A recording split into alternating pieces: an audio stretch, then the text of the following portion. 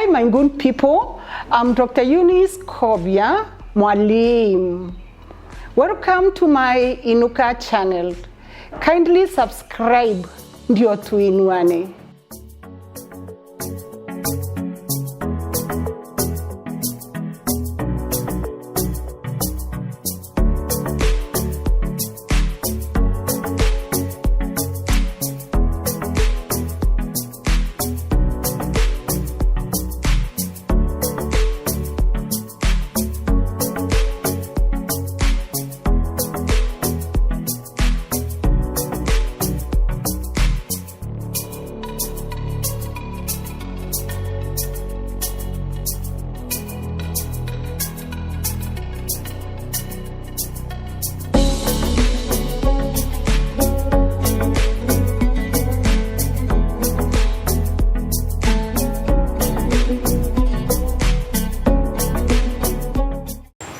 Hi, my good people, how have you been? It's a long time since we had a show on our channel.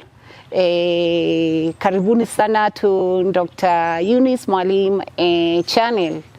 I want at this point to thank those of us who have already subscribed to this channel, and I would still wish to call upon those that have not subscribed to kindly subscribe to this channel so that we share more stories, we inspire, we transform lives together.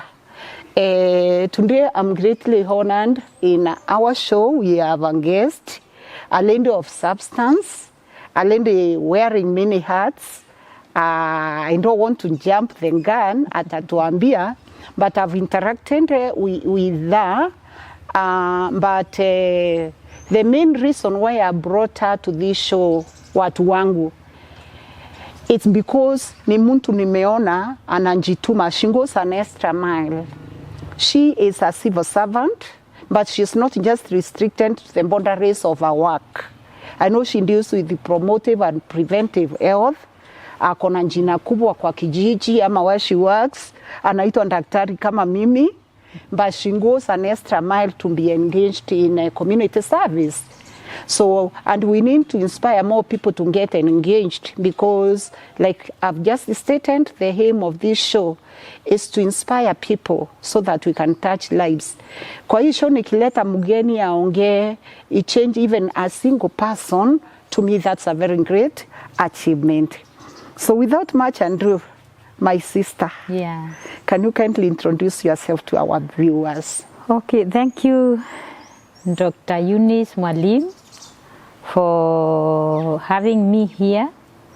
I'm happy to be with you, at least to give a word of encouragement to our people. As you have said, I'm Daktari. But let me just introduce myself because, as you have said, I have many hats. Yes. But my name is Anne Kaburo Kalionchi. I'm born at Mudara. I've grown there. I'm also married there, so I'm a married lady. I am a mother of many. And I also work for the county government of Meru in the health department, and I am happy to be a Meru, to be where I am. Okay, good. Yes, because where I am also motivates me to do what I do, and that is why maybe you found it good tuwe pamoja so that we talk, and through what we will tell our people, they will get encouraged and move to another level. Okay. Yes. Asante sana daktari. Hata nitakuwa namuita daktari. Unajua she's not a medical doctor but she's a public health specialist. Yes. So ni daktari, mtatukubalia niwe namuita daktari Hana. Yes. Ani umetuambia wewe ni mzaliwa wa Mudhara. Yes. Utuambie ulizaliwa specifically Mudhara wapi, kwa mboma ya aina gani? Was it a polygamous family or maybe a single Hundi family? Yes. It's normally very important for my people to know some of these things. Yes, I am born at Mudhara, specifically kijiji inaitwa Kaithe, around Lobwathirwa area. Lobodhurwa, watu wa Lobodhurwa, hi. Lobodhurwa, hi. Subscribe to this channel. Yeah, watu wa Lobodhurwa, just below Murire. That is where I was born. I grew there in a humble family, a polygamous family, and actually a family of many. Many. Okay, in Africa or in Meru, we don't count children. In Africa, in Meru, we don't count children. Let me say we are beyond 10, almost 20 in our family. Okay. So my father is a polygamous man with 2 wives, and my mother happened to be first wife. Okay. So, you know, from there, we are many, actually, we are several. Okay. We grew with many challenges. Okay. And that has not, those challenges has not deterred me from becoming whom I am. Very encouraging. In education, in other life settings, even in marriage, all that did not deter me from progressing. So I began, I'm that born. Okay. In my mother's house. Okay. And those others who are before me were girls. Okay. Although in between me and the third birth are twins. So in numbers, I am now the fourth. You are like the fourth one, eh? Yes, the fourth one. Okay. So generally just like a normal girl from a humble background, we went to Lobodhurwa Primary School. Okay. We schooled there up to, like me, up to class 4. My sisters then, when I got to class 4, they had all been married off. Hey. At what age? Actually, at that time, I could even not tell the ages. But before the boarding school, because luckily I went to a boarding school. Okay. The 4 of them had been married off. So at around, let me say, around none of them I think had reached 20 years. Eh? Maybe 17, 18 years. Yes, 17, 16, 17. Even a sister of mine who we are almost of the same age from my other mother, she got married, I think, at 14. And Daktari, maybe you can allow me to interject you at this point now that you have mentioned it. Eh? Yes. What do you think contributed to their early marriage? Is it that your father was not willing to take them to school, or there were some cultural issues here that pushed them into early marriage? There are actually many things, factors that contributed to this, according to what I knew. Okay. One, they didn't have the knowledge. That knowledge, ya kwamba education is important. Okay. Because even they had cows, my father had so many cows, but even those cows would not assist them to continue with the schooling. So you find that also cultural things. Unajua that time there was female genital mutilation that was going on so much. It was not mutilation. Ini wazungu wameita mutilation na. We used to call it what? Circumcision or initiation. It was initiation. But today the term that we are now using is mutilation. Mutilation as a daktari. Lakini wa mama wetu na you know you can sometimes be very severe on our parents. It's like they were just mutilating their daughters. Yes. They were taking them through a process of initiation. Of initiation. To another stage. So after going through that initiation, they were now big girls. Yeah. It's like they were actually being indicated umekuwa mature, you need to they were being prepared now to marry somebody who was actually ready. I remember even that time the getondo was being brought even before you have been initiated. Okay. So even though some of them could push a little to go to school, like this my sister, some of them wanted to go to school, but unaona sasa kuko na mtu wa kuwaoa. Okay. It's already there is somebody there. So wao wakaenda, and I think my father also didn't have that good knowledge ya kwamba education was good. Okay. So somehow mimi Mungu tu hapo ndio uliponyokea. Akanisaidia. Because there is this teacher, and I will always owe him a lot of respect and honor. All gratitude goes to him. You used to be the head teacher at the time of Lubwadhura Primary School. Okay. Mutache anjisikie. Yes, he is Mr. Domitiano Kairi. Domitiano Kahiri. Domitiano Kairi. He is alive? Yes. Mwalimu, hi. Hi, mwalimu is retired. And I love him. Long, uko na matunda hapa? Yes. Sincerely, amenisaidia up to where I am. Wow, beautiful. So after he found this small girl who was very bright in class. You must have been tiny. Yes, I was very small. Okay. And he decided to go to speak to my father. Okay. He told my father, this one, I don't want this one to get lost like the others. This one must go somewhere where she will study. Okay. And my father didn't know about Materi girls. Okay. Boarding. Yes. So from Lubwadhura Primary to Materi girls Materi boarding primary school. Is it during the reign of Father John? Yes. Oh, yeah. Father John, may he rest may he rest in peace. He was a good guy. I had a head teacher who was called Madam Gasheri. Okay. I met her there. So Kairi initiated my going to Materi. At that time at class 5. Class 5. Yeah, nikatoka class 4 nikaenda class 5 there. Okay. From there, my mind opened so well to study, to better myself and also my family. Okay. So I decided now to concentrate in education after Kairi had taken me to the boarding school. And from there I grew up nikiwa hapo shule, nikaendelea, nikamaliza class 8. Then I started again. I did very well. I went back to Materi again. Oh, you are just a Materi girl. Yes, I am a Materi girl. So I went back to Materi girls again.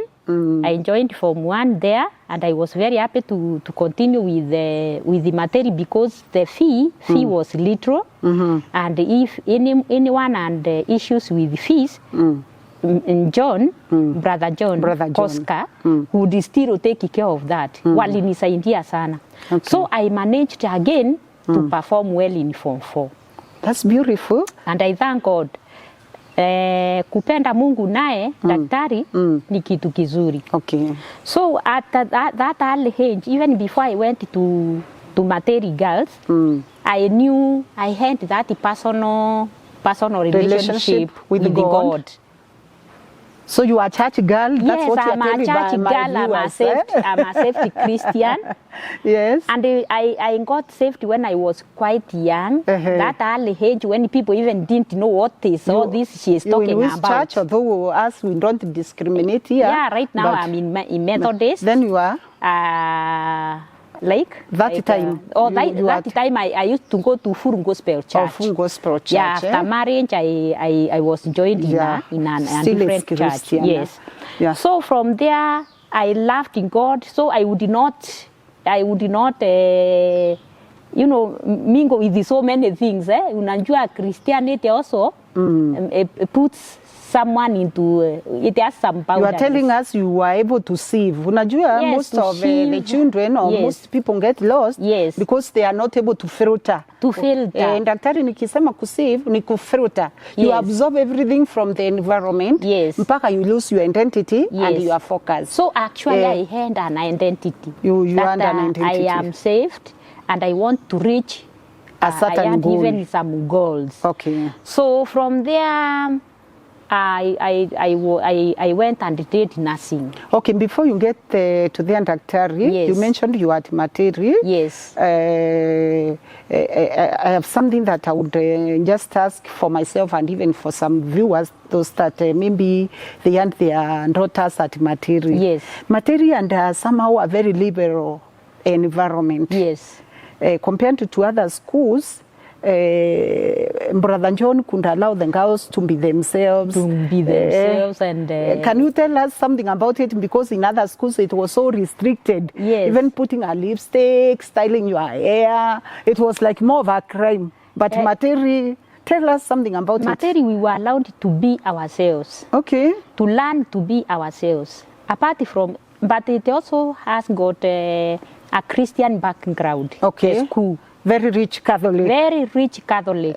Catholic. So we were guarded by those principles and values. And the values.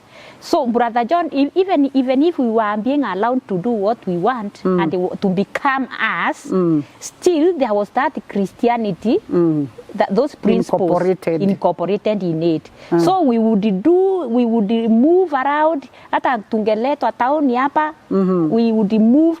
And restricting a child too much doesn't make that child better. It limits them. It actually limits them. So we would be told everything. Okay. Even like what we were calling initiation. Wakati nilienda huko Materi, we were being told you are told the effects, disadvantages, and advantages of something. Yeah. So from there you would make your own choices. Your own decision, and that is what I now became.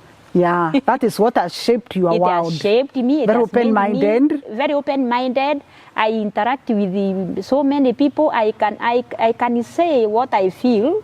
It's right or wrong. My viewers, you can hear from Dr. and Dr. Mwalimu, the background and the schools that sometimes you really take your children to contributes a lot to their what someone future. becomes. So from there, I learned the Materi way, and I believe I became a great lady that you see here today, who is able to impact on the lives of others. Materi girls, Materi community, I'm one of you here. Yes. Promote Mwalimu by subscribing to my channel. You're doing very well. Yeah. This is somebody representing you kwa community. Yeah, so as we went up on that, I know, si hata father alikuwa anawaspoili sana, anawaletea hiyo lipstick. Anatuletea lipstick, ningevalishwa petes, It made you feel like girls, eh? It made us feel ourselves, feel like beautiful girls. I love that. I love Materi. Even right now, I really miss. Okay. I really miss that life from there. Oh, that's very beautiful. But we are doing things differently. Thank you, Materi. So from there, after Form 4, I went to do nursing. Where? First, I went to Nyeri. Okay, which Nyeri college? KMTC. Okay, KMTC. Yes, Nyeri KMTC. I then enrolled in nursing, and I had done so well to go to do the enrolled one, because I did. Now when I went back home, yes, I went back to my home, to that very setting that is humble, that nobody who could even tell me this can be better than this, or you can go through here. But all what I did was actually my initiative and what I was able to achieve. Okay. So from there, after doing enrolled in nursing, I decided it's not enough. Because I wanted to do better, I went to Nairobi KMTC. Before getting even any employment? I actually got employed. Oh, you should have mentioned that, because I got employed. My first as a nurse. And I was deployed at Kangeta. Kangeta. My first posting. Okay. I was there for a few years. I went to Nyambene. And in Nyambene is when I was feeling now, here is Anne, who really wanted to achieve a lot in life. That is after like how many years? Around 5 years. After 5 years, you felt was it fatigue, or you are just repeating a certain routine? Maybe there is no value. You want to add value to yourself. I really wanted to add value to myself, and I felt I went to college. It's like I did a lesser. The way I was feeling, I did a lesser certificate, and I even in my papers could had been called to do a degree, in nursing, no, agriculture. Okay. That time people were feeling agriculture was not good. And I didn't have someone to discuss with about mentors. That. She's talking of lack of mentorship. Actually. I didn't have any mentors in terms of either employment, kitu kama hiyo. So I decided, even if I liked nursing, I need now to add value to myself. And before I forget, and I'm not confusing your flow of thoughts, Yes. Does it mean that during your high school days when you were at Materi, Yes. there was no career guidance? We would talk with our teachers and even Brother John and the motivators he was bringing. But even after school, my sister, after school, our children had to meet with the people who can guide them even after Form 4. Because they are still children. They are still children. They have not experienced a lot. Okay. They even don't know about the career.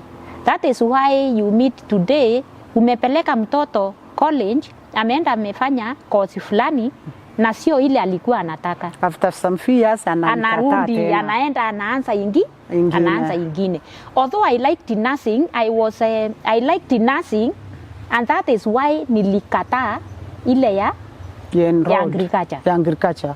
Or you are passionate, you love taking care of other people? Yes, of other people. From that is your passion. Go, I was even a girl guide. Okay. So I would feel where I touch people, where I care for people, it is more directly. You touch them. It's more satisfying than any other thing.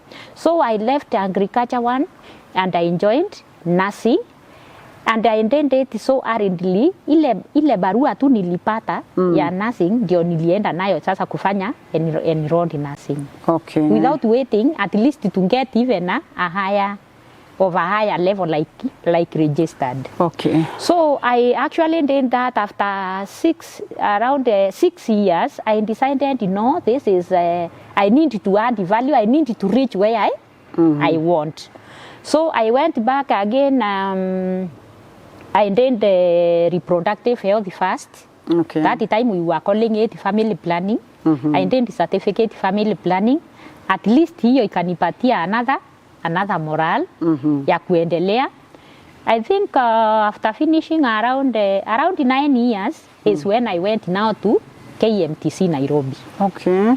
I went to KMTC Nairobi. I did registered nursing. Okay. After registered nursing, that was around 3 years.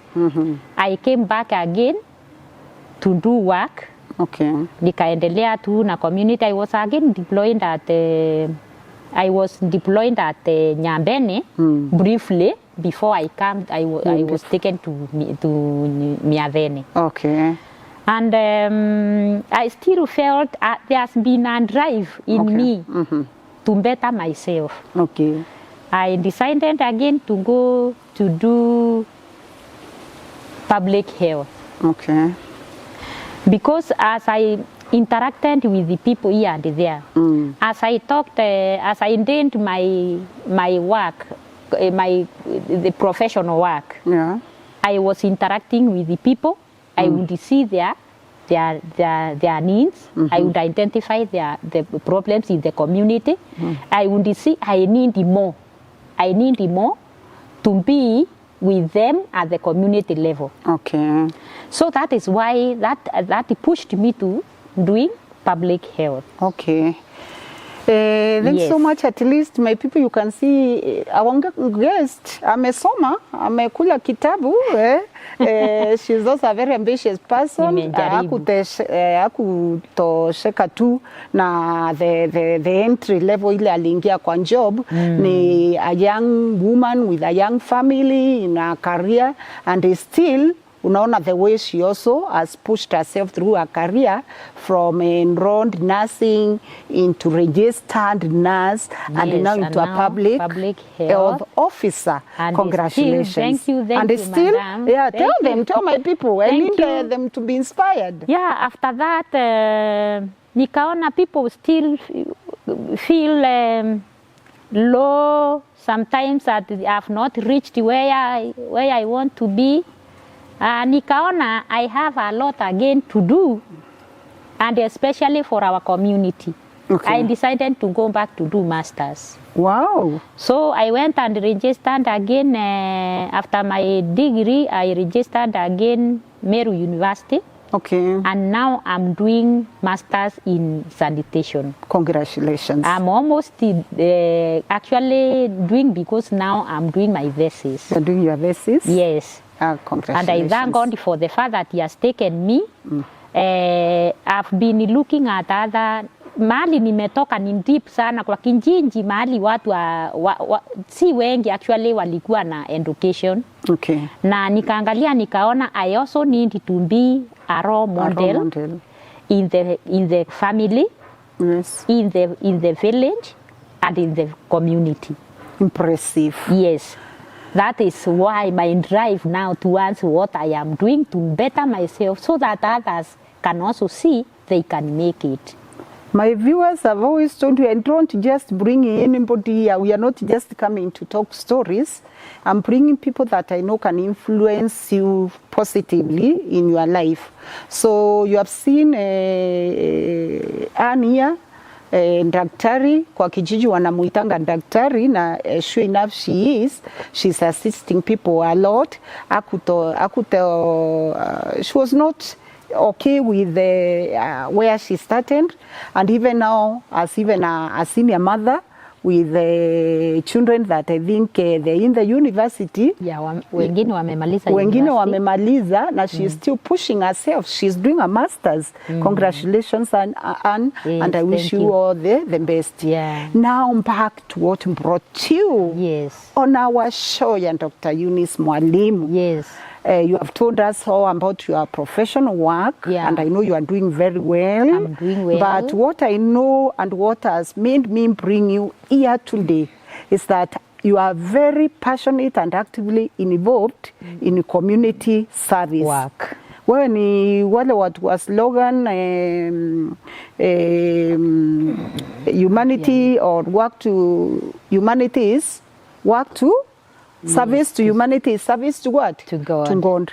I've seen it. And for some of us who watch the local media, or even sometimes she appears on papers. Yes. She's very active or at a local level, engaging in various community activities. And those are the things that I would want us now to engage on. What motivated you or what pushed you into what you are doing? Na utuambie what you are doing within the community. Okay, thank you, Dr. Eunice Mwalimu. After I have done my education, I still felt I have a lot to do in our community. All through my work, I've been identifying gaps in the community and the areas zile zinahitaji usaidizi. In fact, my motivation, mi nasikianga hakuna mtu, nobody doesn't have something to offer. Really good. And when it comes to solving community issues, I feel, and that is me, it is deep within me. I think this was also cultivated by Backing ground by Brother John Koska. Ya kwamba no one doesn't have something to offer. And especially when it comes to issues that are affecting the society and the community at large. One of them is care for the elderly. That one ticked me a lot. When I look at the elderly, I feel I have something to offer in their care. When it comes to environmental issues that are affecting us in the villages, in the county, in Kenya and in the world, I still feel I have something to offer. Another one that really, and because niko kwa kijiji kabisa huko mashinani, I see also a lot of other things happening, like the gender-based violence. Okay.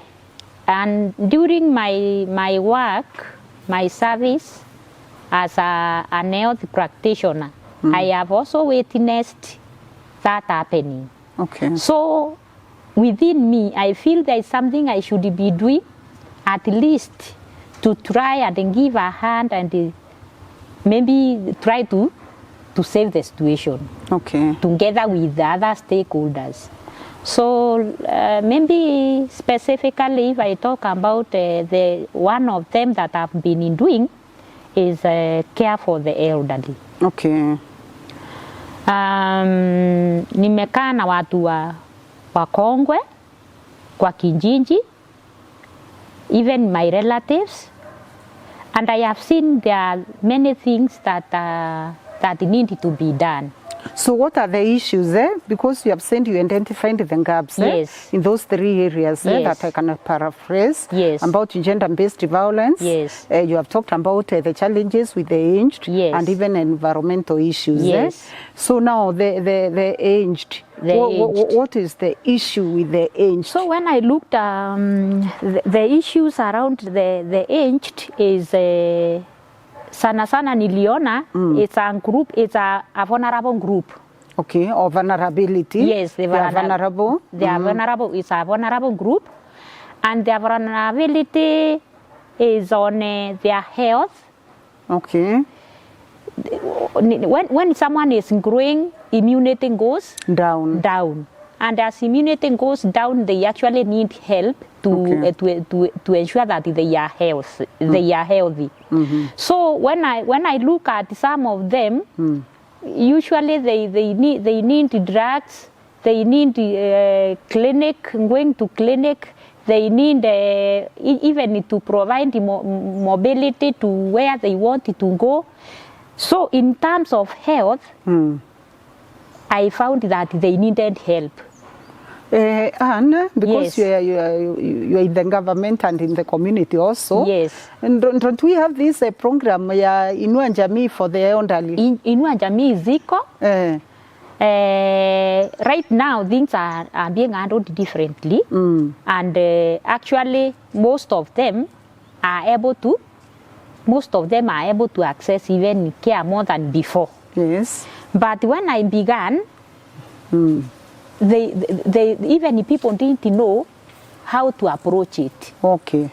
Even some of them where to take their elderly when they are very sick. Unajua si wakati wote the old person is supposed to be in hospital. Okay. Even at home, they can be taken care of at home, and they feel better when they are taken care of at home than in a facility, in the hospital, or even in a old age.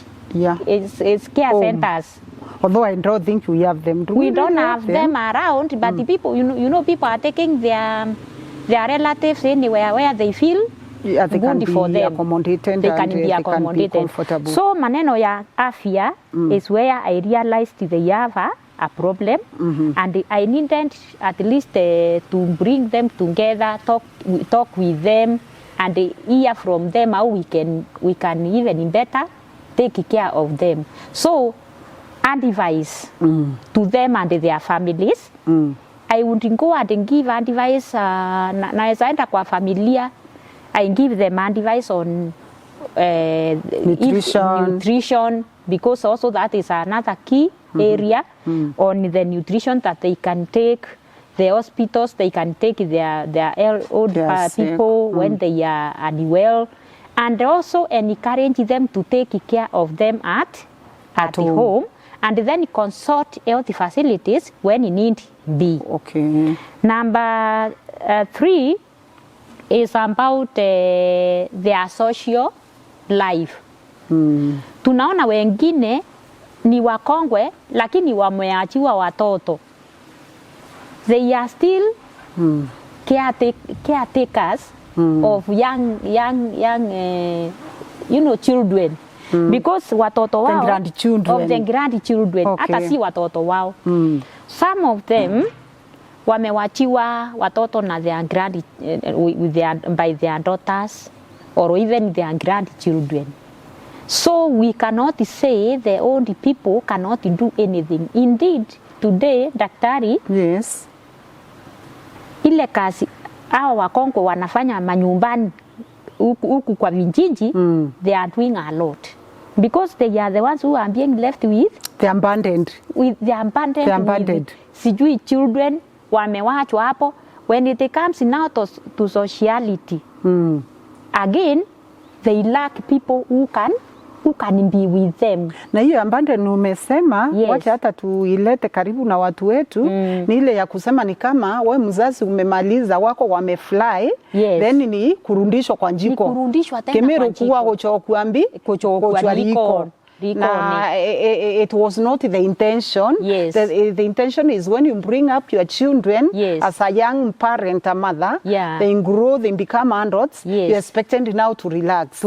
But what Daktari is saying is not what is happening. Yeah. We have a problem in the society now.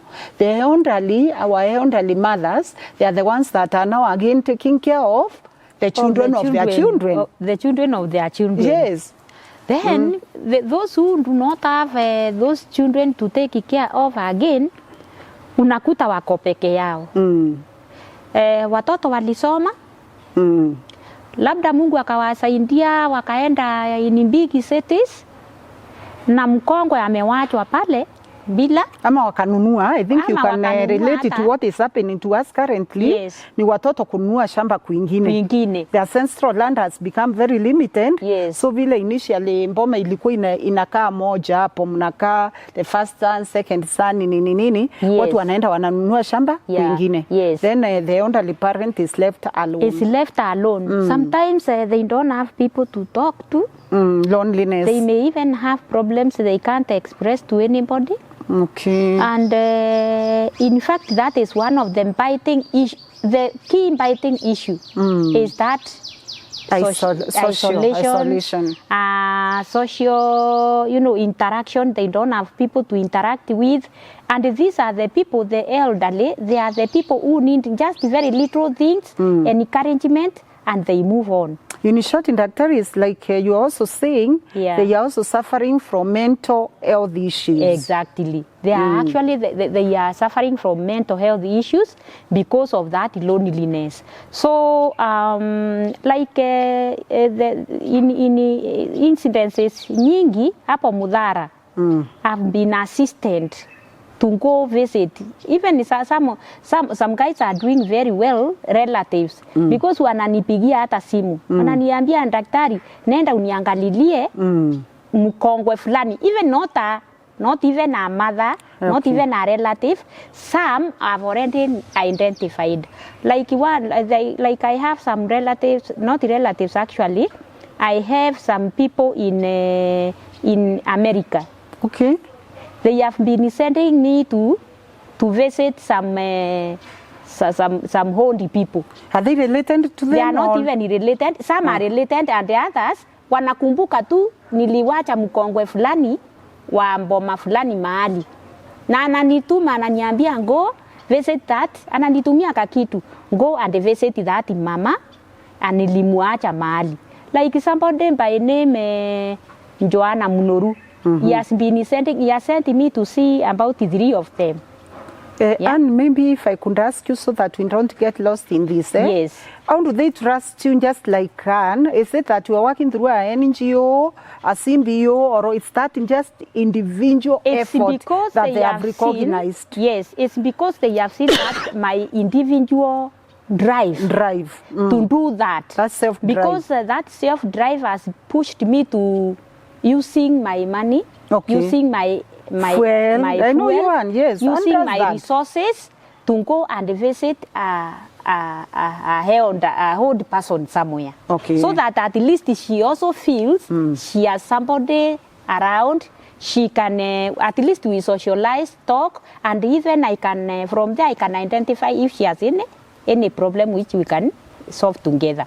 Okay, in Daktari, again, still around the vulnerable, the aged. Groups, yes. Now, are you working alone, or maybe you have recruited other like-minded people to assist you in this, or how else have you organized them? Because when I look at it, just a moment, yes. Because when I look at it, yes. Going individually to one home after the other one, maybe it becomes strenuous. Yes, it is. Could you probably have organized them into groups, or you can tell us more about that? First of all, I began alone. Okay. I began alone and as a family. That's unasikia she started alone. I started Long alone. journeys, you start alone, isn't it? You start alone. First journey, you start alone. Then I involved my family. Okay. Like my children, I can pack for them a small package. Nawaambia tu nendeni muone mkongwe fulani. Wow, that's beautiful. And they are supportive. Like during Christmas. And yes. they are supportive. And they are supportive. Wow, actually, they even remind me. Yes. Makofi kwako. Yes. So they even, like the young one, he is actually picking from me a lot. Wow, thank God. Ananikumbusha during Christmas period. Ananiambia, mam, kuko na huyu mkongwe fulani hapa unjaenda kumtembelea karibuni. Na mimi sasa, even if I was not prepared, ninaona sasa there is somebody now again supporting me, this young one. So I began alone. From there, I started now, after I have identified that Ninde case, I would even rusha kwa mtandao. Okay. Kuko na mama mahali anahitaji usaidizi, especially those who do not have relatives. In social groups. In social groups. Then inaona watu wanani-encourage. And do this. Ebu mimi nikutume. So that is how I've been doing it actually. Congratulations. So thank you so much. So, and I have seen it has helped so many. Then when I go there, I go with a BP machine. I go with a thermometer. I go with a blood sugar machine. Okay. Then I just nawapima. Ninawacha kama akiwa na shinda, then I can consult the relatives. The relatives. And I have seen this daktari working, and I have seen the old people being assistant. I wish we had more of hands. Tungekuwa hani kama 5 10 kwa kila kijiji, hakungekuwa na kilio ya hao wazazi wetu. Watu wangu, imagine these are people that really have worked very hard to bring us up, and then they get into that situation. Each one of us will one day get into there. So wacha hata sisi tuone kuko na gap na tuingilie. Ann, yes. What would you maybe want to speak ama uambie watu wetu, because sasa wewe unaona ni wewe umejitolea hapo. Yes. Kuko na watu wengine wanaonanga it's like it's not their business, na hata ni kama hakuna shinda kama hiyo. Yes. Can you encourage them or tell them how they can also contribute to this challenge that we have, ndio watu wetu they only wakuwe na dignity? Yes, one thing I would want to thank the government, because they have tried to initiate the old persons that kitty. Inua Jamii, I think ndio Inua Jamii, money for the aged, yeah, the for 2K. the aged. At least some of them are getting that money. Na inawasaidia that money, even if it is 2K for them, is a lot for the old person if he doesn't have a thief. Wanasumbuliwa wengine hata wanauawa these days because of that 2K. If there is no thief who will come, because actually they get kabla wafike nyumbani wengine wameibi Wameibiwa. So you bring death closer to them than even before. So the government is doing a lot, and that is very good. May that be sustained. Okay. And also, I think I would also recommend, I don't know what we can do about security now, even for those who do not have people around, but the chiefs and the sub-chiefs know those old people. Okay. They can know how they can be being helped or even attached to. The ones that are getting that kitty? Yes. They are the ones that you are talking about? Yes, because now in Wasibiwe tena, you know, that is my worry now. My concern and who I want you to talk to, yes, ni the family people na mtu wa kawaida huku kijijini, yes, wajue what role do they have to play kwa wale labda hata hawajafaidika. Yes, I'm going to there. That is why I was saying from top down, okay, at least something there is being done. But at the community level, we have a responsibility. We have so many NGOs, ni daktari, who can now gear their effort towards the elderly. Because this is a group that is suffering. It is a group in need. Some of them are in need of shelter. Some of them are in need of food. Others are in need of social life, you know, socialization. So if NGOs and even the CBOs and the community team together, they can be visiting these people occasionally, okay, and then taking care of other issues. Number two, the family. Yes, Mungu alikusaidia na uko mbali. Don't forget there is somebody who need your care. Hata mtu ambaye hawezi fika anywhere hata kujinunulia kitu. So I would also request wale wako mbali na wanajua they have old people at home. Hata kuajiri mtu wa kukaa na yeye amchunge tu na wao wanaongea. You know, they will be there to take care of whatever, even at home. Unajua huyo mama ama baba mkongwe, people know the value of something when it's not there. Once they die is when now watu wanajua kumbe huyo mtu na vile alikuwa mkongwe kuko na kitu alikuwa anafanya hapo kwa hiyo boma. Anafanya. Kuwa hapo peke yake, the presence of that old person means a lot to us, okay, in our homes. Yes. Hata watu wengine kuongea vibaya hawawezi. Si ya kwamba anaweza wafanya anything, yeah, but they mean a lot. Yeah, because of the respect that and all that, and they know a lot. If they have not reached that seniority, yeah, they know a lot. Archives, yes, institutional memory of the family, community, even sharing with the tales, those stories, they mean a lot to us. They pass them to our children and our children's children. Yes. So what I would recommend there is at least in getting someone to stay, to be with them, so that at least they will have a longer life, and then even if it is death, they die in dignified deaths. They die in dignity. Yes. So that is what I can recommend so far. Okay, thank you so far, so good. I think we are doing well. Yes. As we went up about the injury, I think tumeongea what revolves around that issue. What would be your opinion, Dr. Riane, na hata watazamaji wangu, mmeona some children or relatives, like she has stated, they live in diaspora, they live in Nairobi, they live far away from these relatives, they neglect them. Lakini the day the old man or lady dies, ile pesa inachangwa, ile sanduku atanunuliwa, ingine ya hatari sana. Ile chakula itakuliwa kwa hiyo mboma.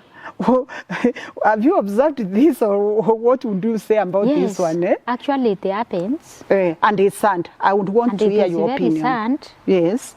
And kuko na wakati hata nilikuwa I was talking too harsh.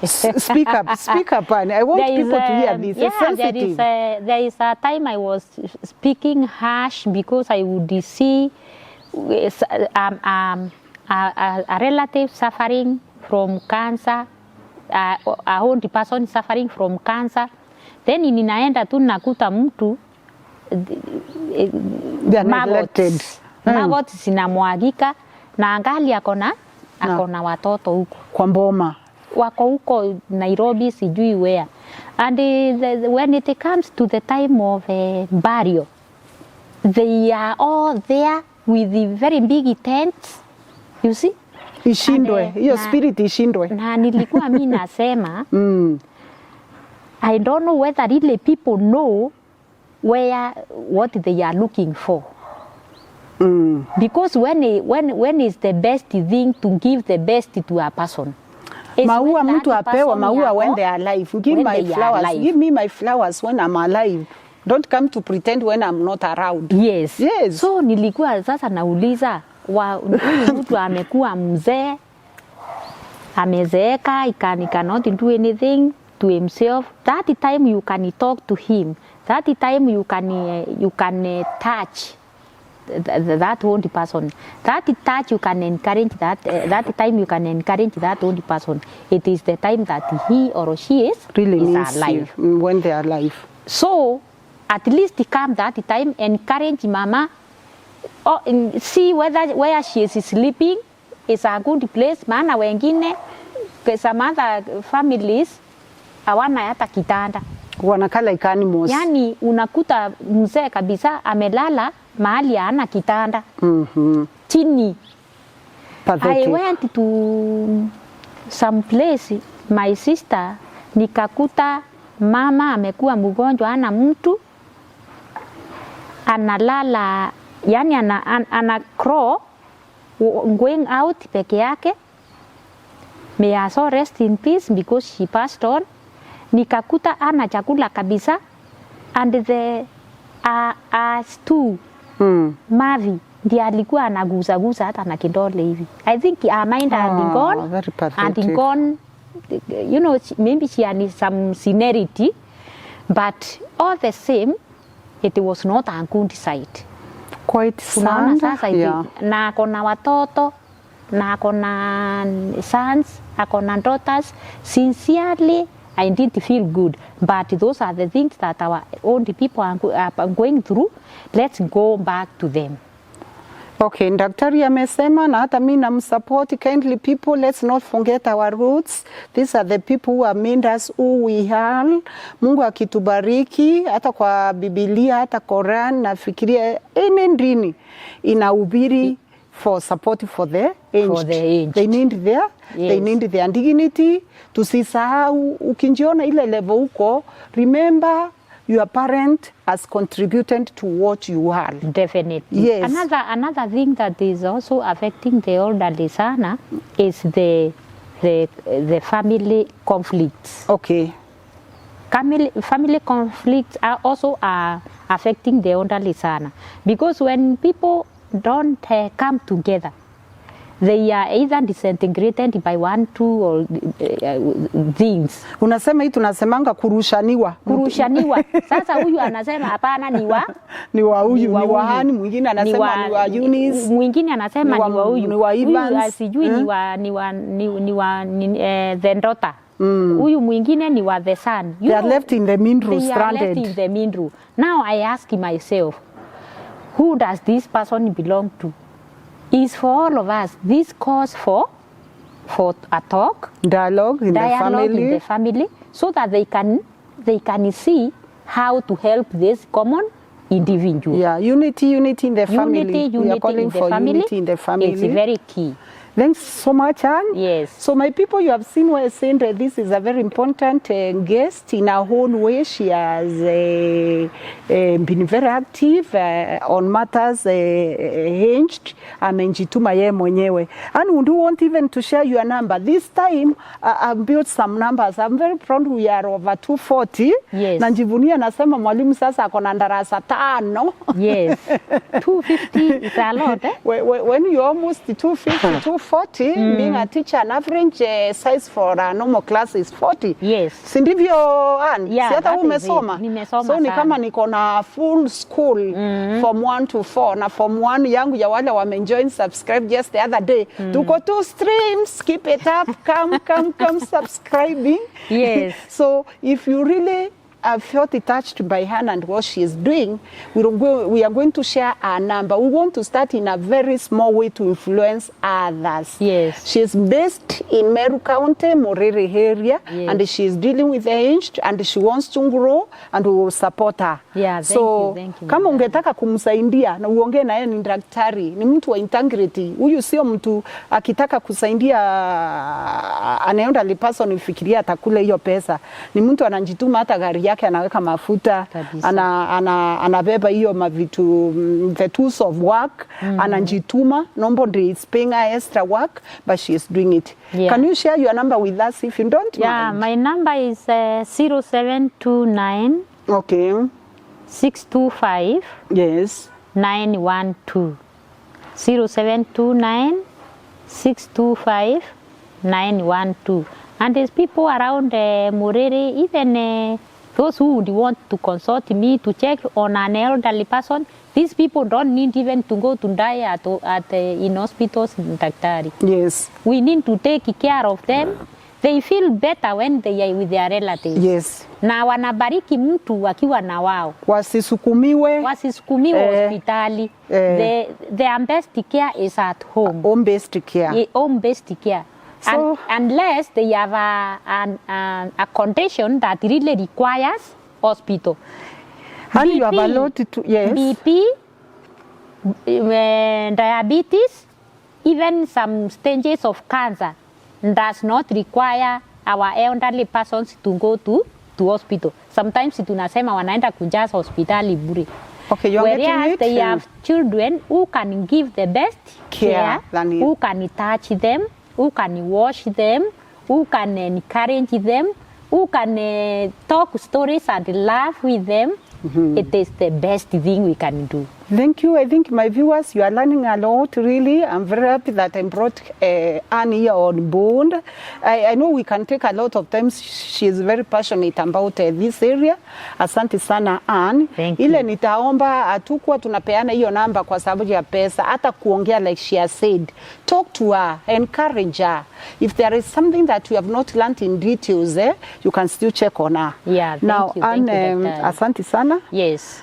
Sasa sitakuachia hapo. Yes. Hata kama naona uko na maneno mingi.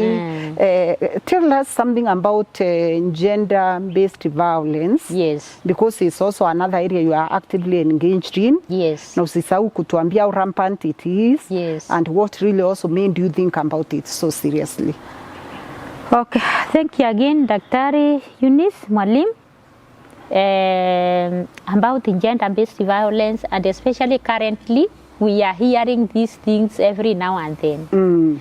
We are hearing cases on the TV, radio, hata kwa vijiji na kwa mahospitali.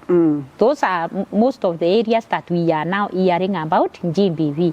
Right now, I may not have the current data of what is happening and which category. And by the way, sorry, I'm not cutting you short. Yes. Unajua shinda ni akili inaruka. Gender-based violence ni nini kwa mtu ya kawaida? Unajua tunasema GBV. Yes. Okay, gender-based violence yenyewe is in brief. In brief is a fight. Acha niseme tu in that local language. Ongea tu ni ile lugha watu wataelewa. Ni fights and the encroachment of one's sana sana sexual side of life. Okay. yani interference of one's sexual life Okay. without that person's permission. Okay. So gender-based violence can be for either the two genders or even the opposite. Gender. Yani single It can gender, be male or female. Or female. And again, kuko na gender-based violence, close people like a couple. Okay. There can be gender-based violence for close relatives. Okay. There can be gender-based violence in what we are calling now like female genital mutilation. Ile tulisema watu hapo mbele walikuwa wanasema ni initiation.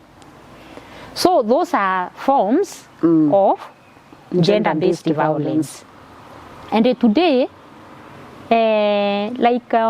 if we check over the radio, the news, we are hearing a man has either killed the wife, Or the wife has killed or the the man. wife has killed the man, Or the wife has killed the children. or the wife has killed those Yeah. things. They are really happening, even within our own Meru. It is happening. Umesikia kama hiyo kesi ya Nkobo mahali mama alikuwa mjamzito akauliwa na katoto kengine na bwana yake. Okay, sorry. Umesikia even hapa area ya Murere hapa a man is killed by the wife. Very sad. We are again around ya Mudhara hapo tena a man has killed the wife. Okay. You see? And some of these things are brought about by sexuality.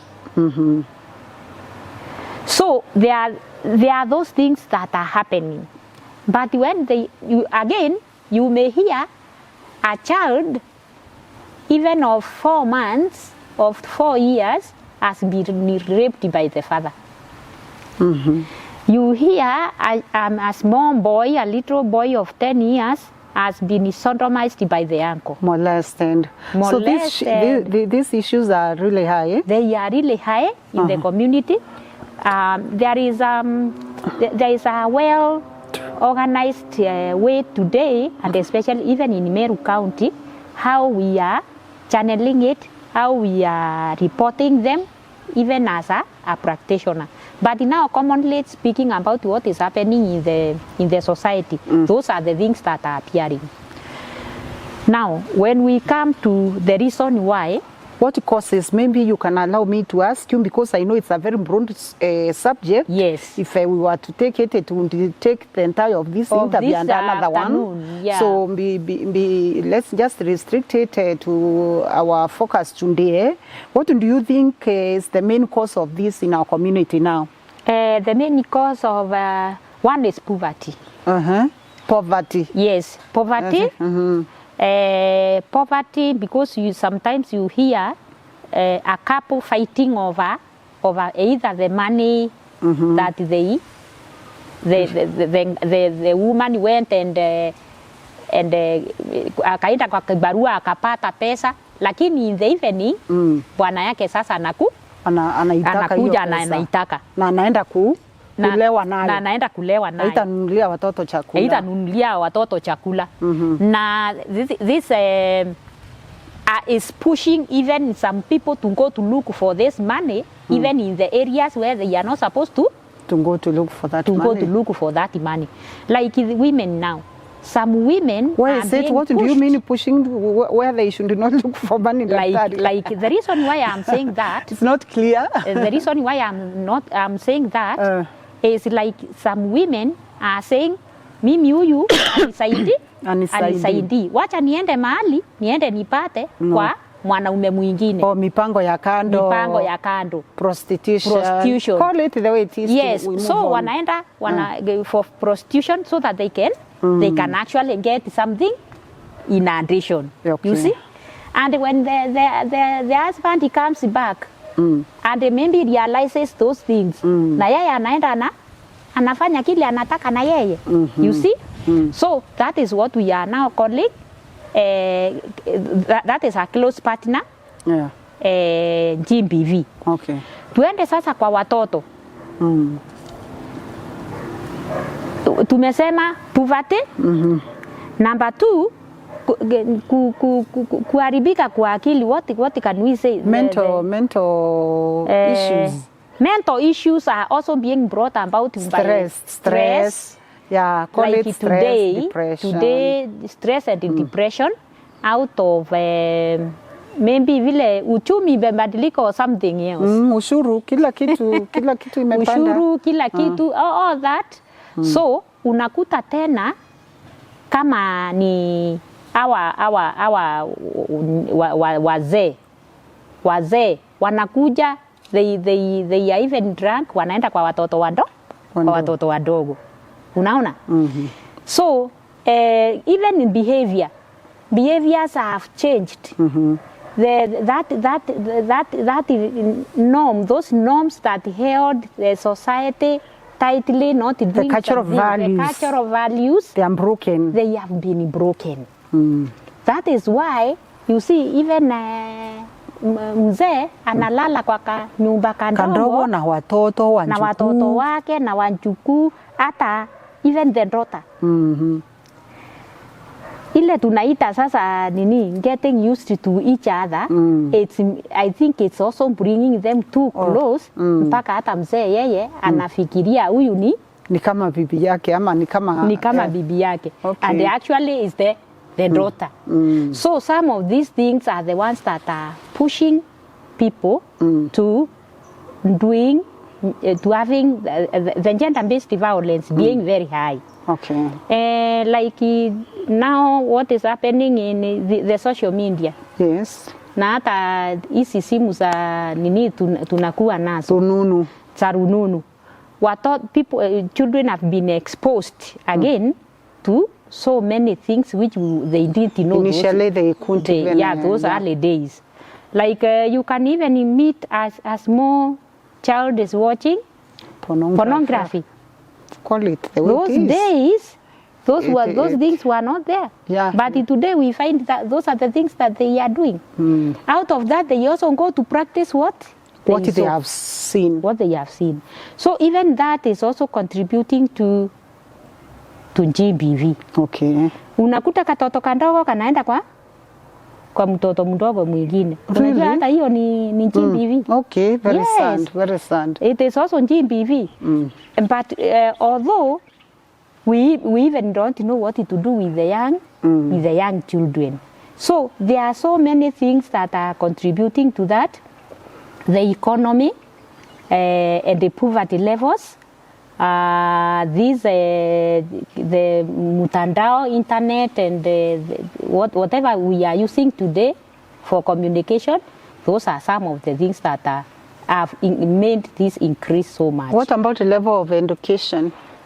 Well, level of education is also there, but Eunice, I don't know whether I really should consider that. Maybe what I can say, the values, social values zile tulikuwa tunasema, the moral values have been, they have been degraded.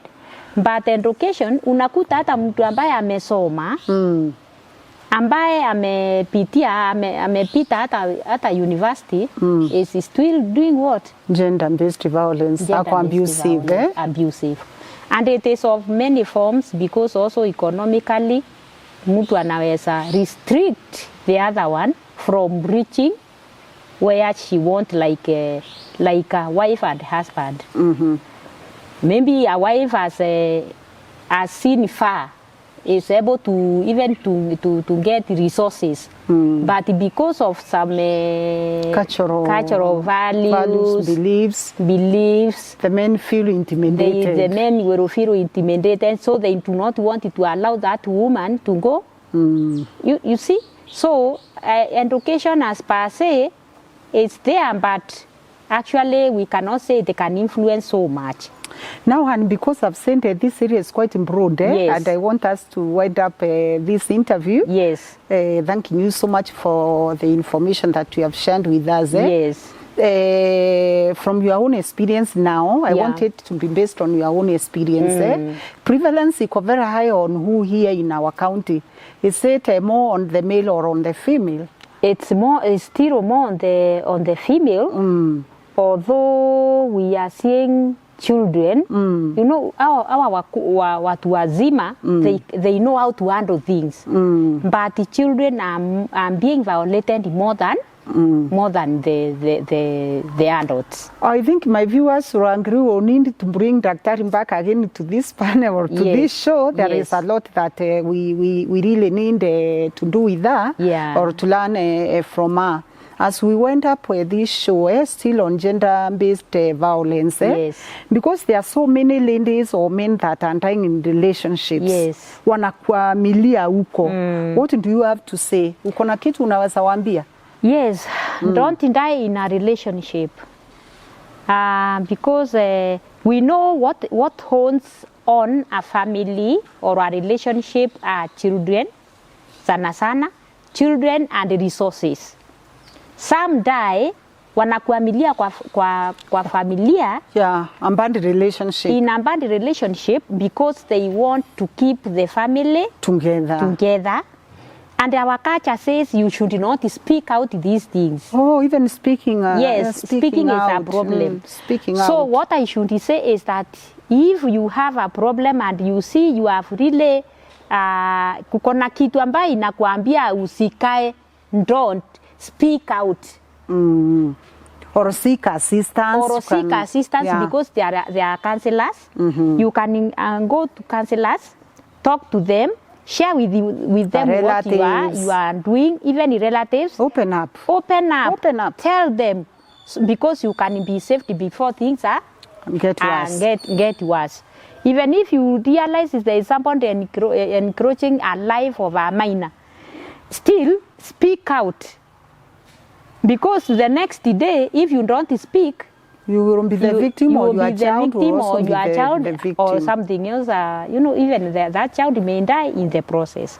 So it is always good to speak out so that it can be known and the issues are handled amicably without going too far. And I think even walking away, Daktari. Even you should walking also, away, you can walk away from a bad relationship. From a bad relationship. Si ukufie hapo, because Eunice, what is happening is one, watoto watafikiria that is the right thing. Yeah. You are violated today, you are violated tomorrow. Things zinaendelea mpaka hata watoto wanaanza sasa kuona this is correct. It's correct. It's normal. like normal. It becomes And when normal. it comes to their time, even to get a partner, Yeah. they would also want to do the same because they saw maybe their mother Doing the same. being violated, or the mother violating the father, and nothing was So it's done like it about becomes contagious. Say yes. It's a cycle that is not broken. Yes. It will be affecting the community forever. It will affect the community forever. So it means somebody with courage to break that it, norm. to break that norm. Aki, asante sana Daktari. I don't know really what to say. Yes. I know you have so much. I've Yes. discovered you have so much that can be shared. Yes. But I think this show will invite you again. We will be There together is that again. other issue about the environment. Yes. I think that one we will talk more about it another time. Yes. We may even come on the ground because I know you are pushing a lot on matters climate change. Yes. Munapanda hata seedlings. Seedlings a lot. And they get distributed to schools and institutions. Yes. So this lady with others, she's really doing a lot. Now Anna's wind up, because nimeona umejipush hiyo self drive, umejituma sana. How do you balance between work, And family, na hiyo and this kujituma. community service ya kujituma? Okay, thank you. It is true. Nimejituma sana. And this is within me.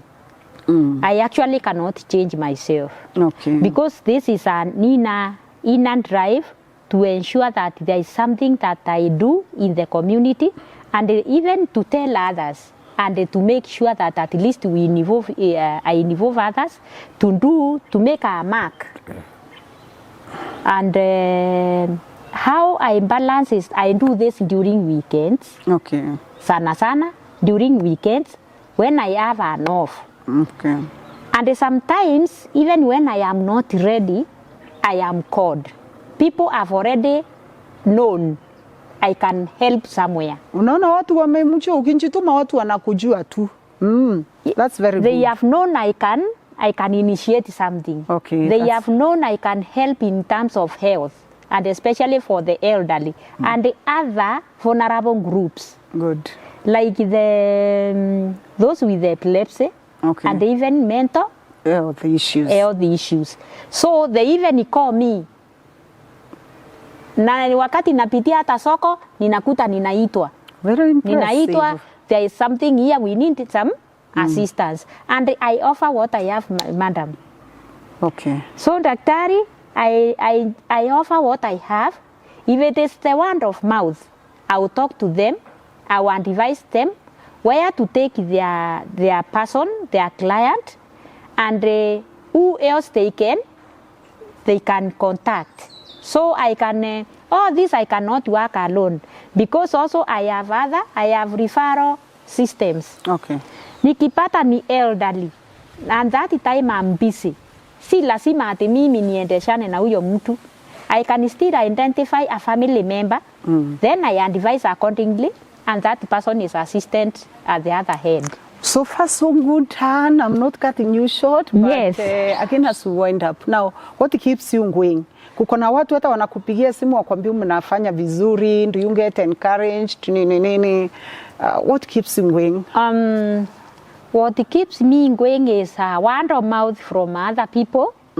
Like I have told you, there are those people who even call me, and you are doing well here. Continue that spirit. Number 2, we decided to start a CBO. Okay, impressive. A CBO where we can be liaising together, and even in discussing issues that we think we can be able to assist. And this CBO is also contacting other people who can help us. So Very that is the motivation now behind what I am doing. Asante sana. Thank you so much. My viewers, I think we have had a very informative session. For me and my subscribers, we will pray that God energizes you, expands your boundaries, Yes. and continues blessing you. Yeah. Uendelee na hiyo roho safi ya touching lives Yes. and transforming lives. Thank you so Asante much. sana, Han. Asante sana Na Mungu daktari. akubariki. God bless you so much. Yeah, it was a Thank great you pleasure. for having me. Nimeshukuru. Asante sana. Thank you.